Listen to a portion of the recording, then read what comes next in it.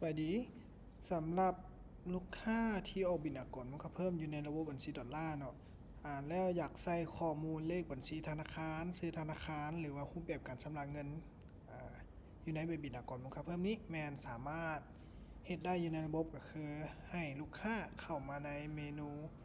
รายรับเข้าใบเก็บเงินเนาะแล้วมาเบิ่งใบเก็บเงินที่เฮาสร้างบินอากรแล้วนั้นเอามาก็แสดงมันจะมีปุ่มอยู่ด้านลุ่มตัวนี้ที่ข้างๆปุ่มพิมพ์บินอากรนี้เนาะ ให้เขากดใส่แล้วกดใส่ว่าข้อมูลเพิ่มเติมตัวนี้จะเป็นข้อมูลที่เขาสามารถใส่ข้อมูลเลขบัญชีธนาคารของลูกค้าได้เขาก็ตีข้อมูลของลูกค้าใส่ซื้อธนาคารของธนาคารใดเนาะตัวนี้แล้วก็วิธี